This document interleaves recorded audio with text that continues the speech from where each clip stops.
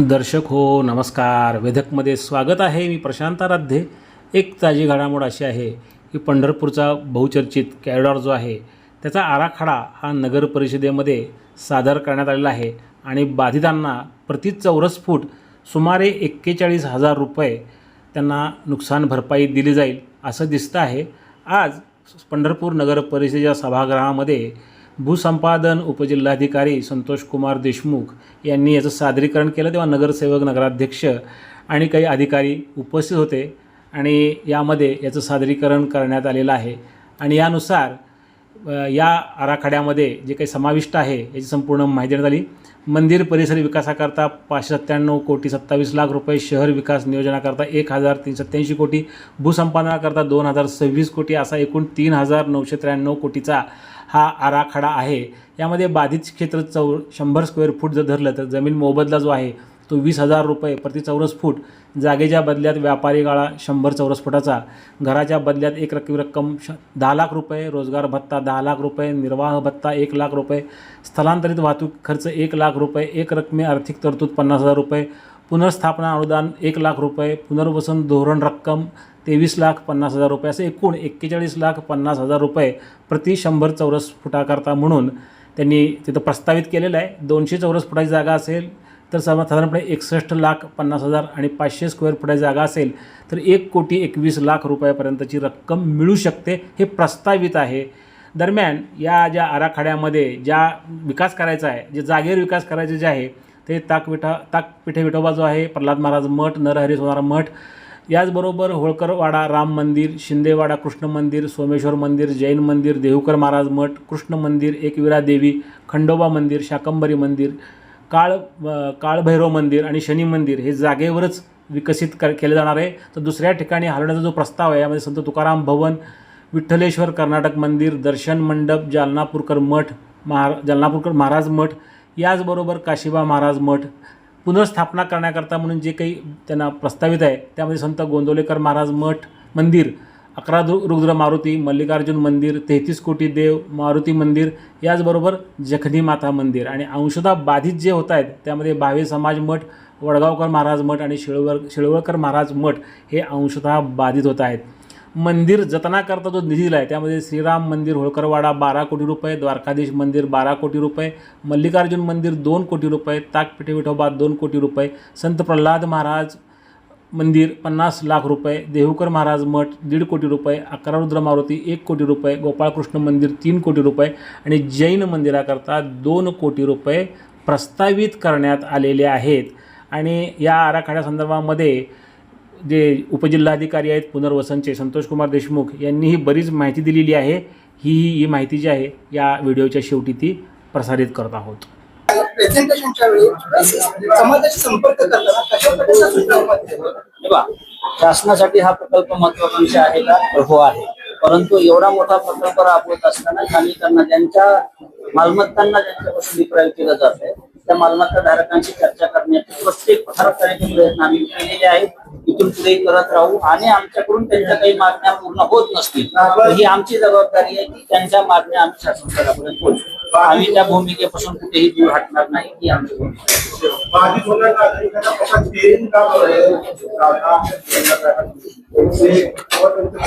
बाधित होणाऱ्या नागरिकांचे व्यावसायिक बाधित, निवासी बाधित आणि भाडेकरू असे 3 प्रकार आहेत. प्रत्येक बाधितांना काय काय मोबदला मिळेल त्याचं आज आम्ही सादरीकरण केलं.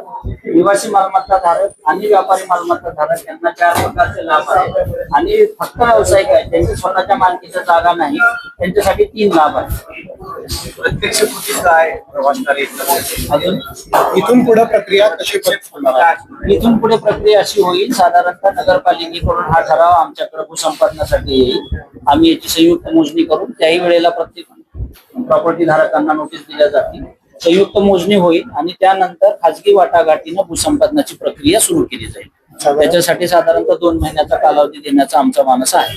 जी लोक खाजगी वाटाघाटीला तयार होतील त्यांच्या मालमत्ता आम्ही वाटाघाटीने संपादित करणार आहोत आणि ज्यांच्या मालमत्ता खाजगी वाटाघाटीने संपादित होणार नाहीत त्यांच्या मालमत्ता MRTPचं कलम 126 त्याच्या 126 पोट कलम 4 अंतर्गत संपादित केल्या जातात. आपण जो 30 महिन्याचा कालबाह्य कार्यक्रम या ठिकाणी सादर केला त्याची प्रक्रिया मग आतापासून सुरू झाली असं म्हणतात. ऑलमोस्ट सुरू झाली असं समजायला हरकत नाही. आमचं फक्त एक छोटंसं काम म्हणजे पुनर्वसन धोरण जे आहे ते शासन स्तरावर मंजूर होण्याच्या प्रक्रियेत आहे. ती शेवटची मोहर आहे आमच्या प्रकल्पाला मिळणारी शेवटची ग्रीन सिग्नल आहे. तो मिळाला की आमची प्रक्रिया सुरू होईल. अनेक प्रकल्प बाधित किंवा नगरसेवकांमध्ये चर्चा आहे की बाधितांच्या ज्या पुनर्वसनाच्या रक्कमा आहेत त्या तुटपुंज्या आहेत. काही लोकांनी मांडले की व्यावसायिक किंवा इथल्या बाजारभावापेक्षाही जास्त अपेक्षित आहे. यासाठी त्यांना मार्ग असणार आहे. कसं आहे की मार्ग आहे आणि आम्ही दाखवत नाही असा प्रयत्न आम्ही कधीही केला नाही करणार नाही.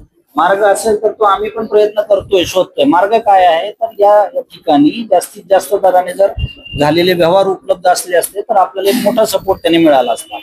मंदिराच्या जवळ असल्यामुळे या मालमत्तांची खरेदी विक्री होत नाही आणि हा फार मोठा ड्रॉबॅक आहे. आणि झाली तरी ती अतिशय छोट्या एरियाच्या काही झालेल्या आहेत.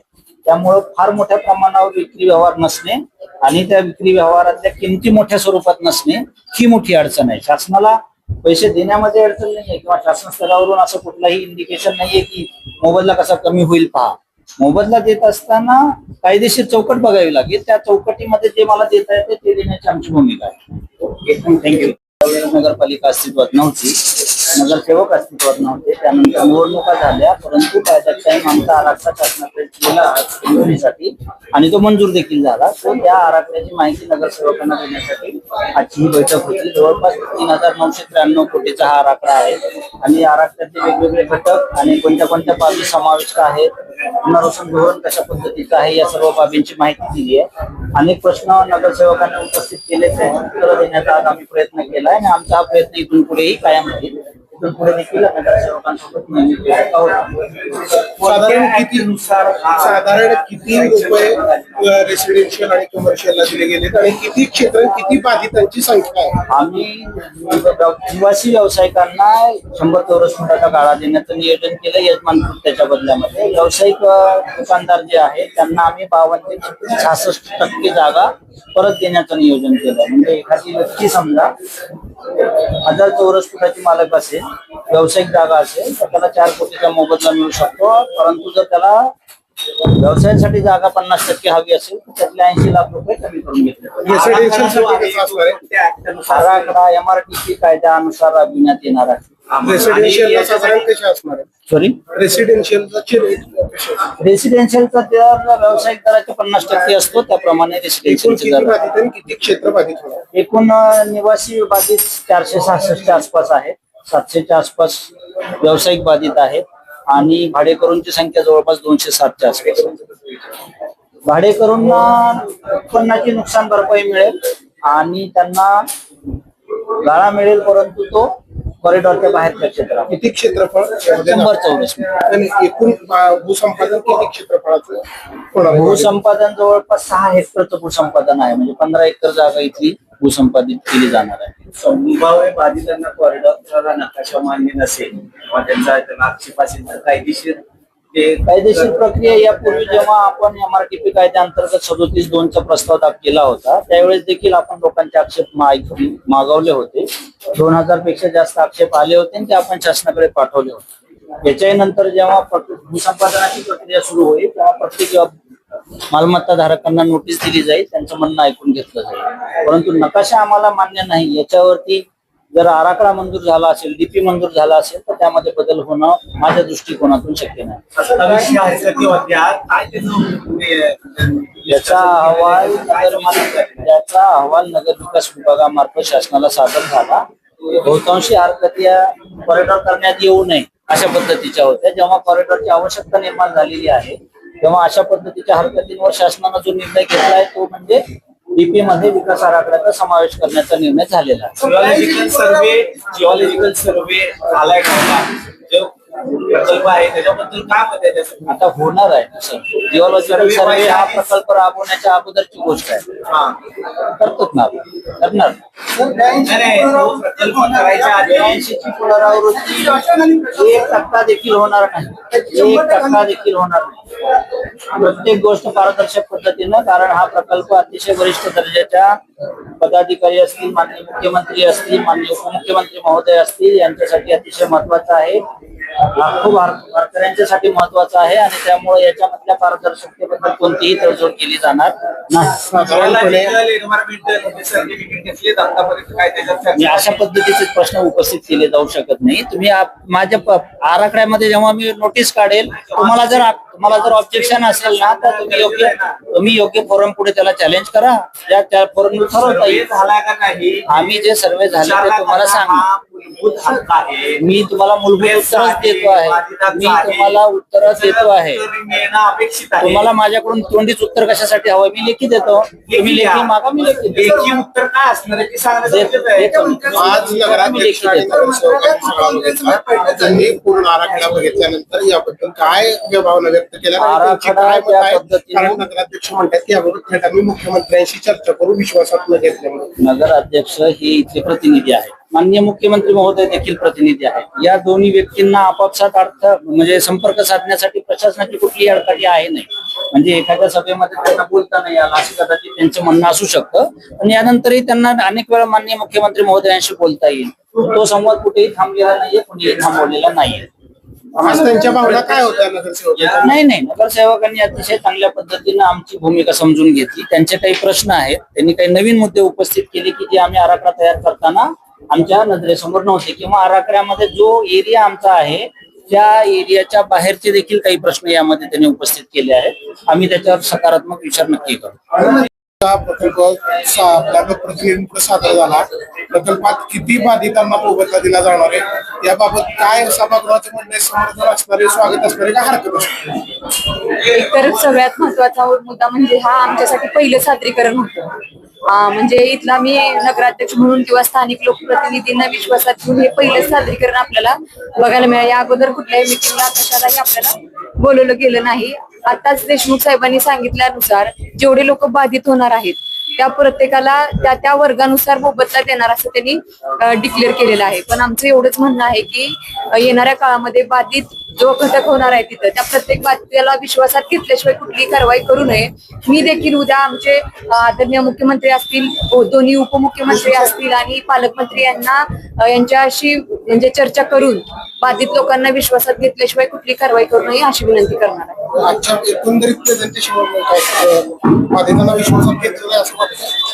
नाही, त्यांच्या म्हणण्यानुसार त्यांनी घेतलंय असं ते सांगितलं जरी असलं तरी जे म्हणजे एक जरी पर्सन नाराज असेल तर त्या व्यक्तीला सुद्धा त्याचं म्हणणं मांडण्याचा अधिकार मिळावा एवढे आमचे म्हणणं आहे. मोबदला किती प्रस्तावित केला? मोबदलाची वर्गवारी त्यांनी केलेली आहे. त्या अनुषंगानं तसं सादरीकरण म्हणजे आम्हाला जे सांगितलं म्हणजे आमच्यापेक्षा बाधित व्यक्ती तिथली माहिती व्यवस्थित देऊ शकतो. त्या अनुषंगाने आम्ही ही विनंती केलेली आहे देशमुख साहेबांकडे की आज जे सादरीकरण आमच्या समोर सादर केलेलं आहे ते आमच्या बाधित प्रत्येका पुढे सादर करावं. त्या अनुषंगाने पुढचं धोरण ठरवावं. शहराच्या काय भूमिका आपली आता या सगळ्या गोष्टी? शहराचा प्रथम नागरिक म्हणून मी माझ्या सर्व लोकांना विश्वासात घेऊन मी आताच सांगितलं की ह्या सगळ्या लोकांना विश्वासात घेऊन जे राज्याचे प्रमुख आहेत, मुख्यमंत्री असतील, आदरणीय दोन्ही उपमुख्यमंत्री असतील आणि पालकमंत्री यांच्याशी चर्चा केली तर कुठले जाणार.